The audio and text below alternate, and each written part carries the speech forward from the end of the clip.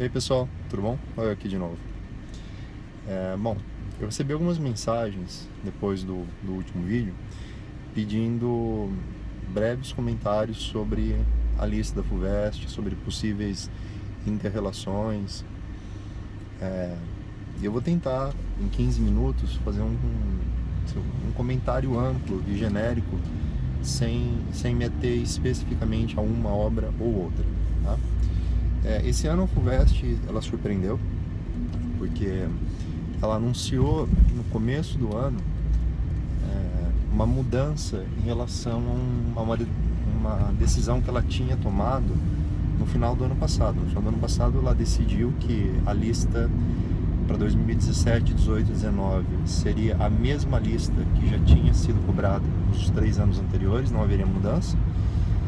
E entre março e abril desse ano presente, que está acabando, graças a Deus, ela anunciou uma mudança progressiva, uma mudança escalonada para que alguns livros fossem trocados. Então esse ano nós temos como novidade Iracema e Claro Enigma do Drummond, Iracema do Alencar, Claro Enigma do Drummond. O Drummond é só uma substituição, o Alencar também. Então sai Tio, entra Iracema, sai Sentimento do Mundo, entra Claro Enigma. Nós não temos mais Memórias de um Sargento de Milícias e entra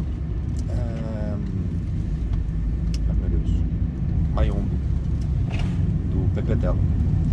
Então, com essas mudanças significativas na lista, e mais uma, sai Viagens à Minha Terra e entra Sagarana. Então, uma novidade, uma boa novidade, foi a volta de Guimarães Rosa para a lista. Tá? Mas é uma novidade que deve preocupar principalmente quem não lê os textos. Tá? Bom, então vamos tentar compreender como que a FUVEST ela tem cobrado as obras nos últimos anos. Tá? A primeira fase, pela qual vocês já passaram, é uma fase meio pente fino, em que a FUVEST procura relacionar obras, ou então fazer questões que permitam identificar se o candidato leu ou pelo menos conhece as obras da lista, mas principalmente se leu. Tá? Nós tivemos algumas edições da prova de português que foram bem piores que a desse ano, em que o candidato foi questionado sobre as 9 obras, tá? Não em 9 questões, mas em questões relacionais. Na segunda fase, pode cair algum tipo de questão relacional ou não. Tá? A prova é bem eclética em relação a isso, se ela se concentra em uma questão ou não. O que a prova tem demonstrado ao longo dos anos é não considerar o texto literário como um fim em si mesmo. Ou seja, o texto literário é um enunciado num mar de enunciados que dialogam entre si. Então há um discurso literário, mas que dialoga com um discurso histórico, com um discurso político, com um discurso socioeconômico. Tá? Todos os anos em que Viagens à Minha Terra esteve na lista, a percepção, a compreensão dessa componente histórica foi fundamental para os candidatos terem um bom desempenho. Tá? Então eu vou tentar pensar aqui em algumas questões que me parecem importantes. Eu começo por Mayombe de Pepetela.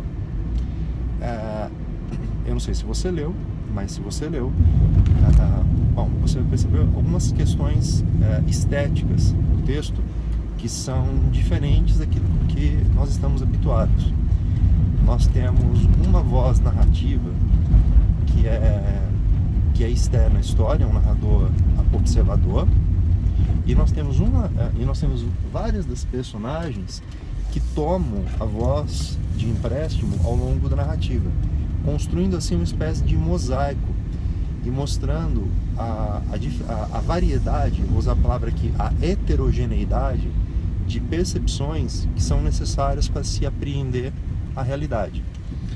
Essa ideia de que é muito perigoso se construir uma história única, né? Então eu estou remetendo a Chimamanda Adichie, que é muito perigoso se construir uma história única do que quer que seja. Então, de uma grande guerra, de um grande conflito, de um processo de independência, quando se constrói uma história única, em geral, são criados heróis artificiais, e inúmeras figuras são apagadas, porque a sua relevância fica relativizada num conjunto mais amplo do processo, tá? Então, se a gente olha para a própria história do Brasil, pensa que em cada momento importante você conhece os grandes ícones que foram consagrados pela história, mas os nomes paralelos, que seguramente tiveram muita importância, eles acabam apagados. E Pepetela tenta exatamente não deixar que isso aconteça. Foi a razão pela qual o livro levou quase 10 anos, entre o momento em que foi escrito e o momento em que foi publicado, tá? Porque não era um consenso entre os camaradas do Pepetela que lutaram pela revolução, pela independência de Angola. Não era um consenso a opinião que ele tinha em relação a muitos dos posicionamentos, tá? Ele mesmo fala numa entrevista que nem todos os personagens foram heróis. Aliás, nem todos não. Nenhum personagem foi herói o tempo todo, porque nenhum homem é herói o tempo todo. Um homem herói comete um ato de heroísmo e depois comete um monte de bobagens ao longo da vida, como eu, como você, como todos os outros. Essa percepção me parece muito interessante, tá? Ali, sem dúvida, o Comandante Sem Medo é a personagem que ocupa um protagonismo sem igual, mas eu destacaria também a personagem Ondina, na exata medida em que ela consiste em uma revolução dentro da revolução. Talvez a perspectiva histórica de um processo de independência em relação à metrópole relativize um pouco o papel dela, mas a ideia da mulher que se faz senhora do seu corpo e cria aquele conflito todo, né, entre o comissário João, o comandante Sem Medo, o André, né? Tudo isso me parece muito, muito relevante, muito importante de ser levado em consideração. Então, o que você lê nos seus resumos, no seu material, que enfoque isso, acho relevante. Assim como acho relevante pensar numa obra recente, que é Iracema. Iracema é aquele tipo de livro que a crítica ama e o aluno, quando lê, não gosta. Isso se deve a mil coisas, né? Distanciamento no tempo, o estilo do Alencar. Mas em termos de linguagem, é um romance belíssimo. É um exercício linguístico poético. Tá?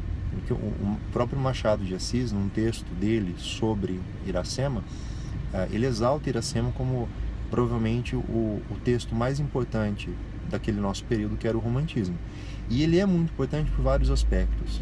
Esteticamente, por criar uma prosa poética em que recursos da linguagem poética são utilizados em prosa, figuras de linguagem, sonoridade, ritmo, né, o que pode ser apreensível em um trecho, mas também pela constituição da identidade nacional, que foi um dos projetos tanto do romantismo enquanto um acontecimento na história da cultura brasileira, como o próprio projeto do Alencar enquanto intelectual preocupado em costurar todos os fragmentos da nossa identidade. Olha que interessante, né? O Pepetela quer costurar fragmentos para contar a história da independência de Angola, e o Alencar quer fazer a mesma coisa, só que num projeto mais amplo. Em Iracema, a gente tem a perspectiva só do nosso ícone de herói idealizado projetado na imagem do índio, tá? Mas há ali também uma tragédia que, como a boa tradição da literatura preza, é uma tragédia em que alguma coisa fica como síntese. Então é o encontramento entre o índio, Iracema, o branco, né, Martim, resultando então, né, dessa dolorosa aproximação Moacir, que é o filho da dor. Tá? Nesse sentido, há muitos aspectos, há muitos detalhes na narrativa de Iracema que são um reflexo da construção da nossa identidade, nessa fusão que o romantismo idealiza, mas que hoje a gente consegue apreender numa perspectiva mais crítica. Tá? A Sagarana seguramente merece um pouco de atenção. Sagarana foi a primeira obra de Guimarães Rosa publicada em 1946, e ela consiste em 9 contos.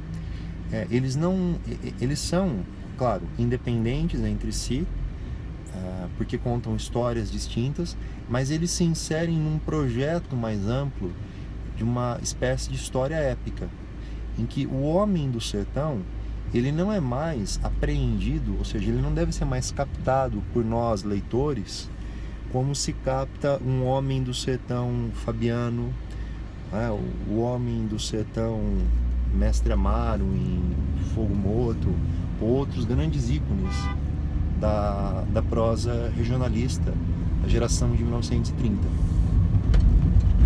Tá? Então a gente tem que pensar a imagem do sertanejo em Sagarana como o homem universal que projeta na sua experiência existencial os grandes dilemas que o homem no mundo enfrenta. Tá? A Hora e Vez de Augusto Matraga é seguramente o conto mais icônico, o conto mais representativo da obra. Tá?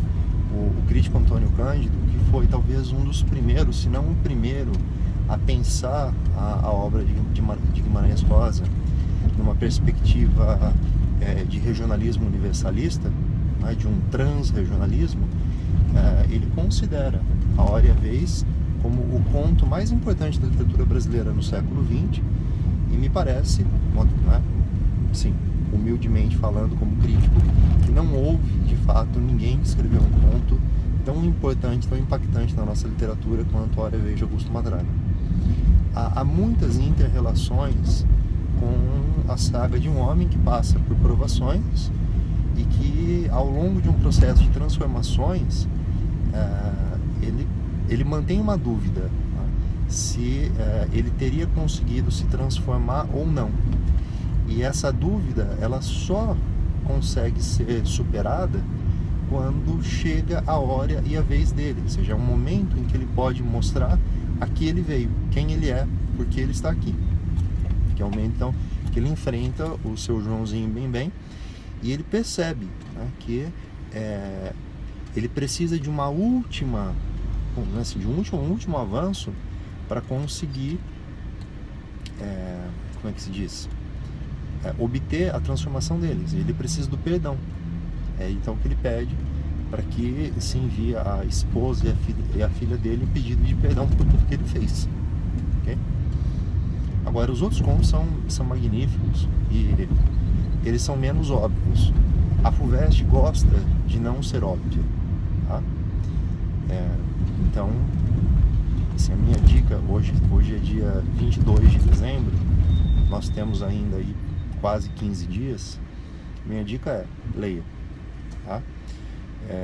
Eu gostaria de ter mais tempo para poder falar mais, para poder comentar Claro Enigma, poder comentar Memórias Póstumas de Brás Cubas, voltar a textos que vocês talvez conheçam, mas infelizmente esse tempo não existe, né?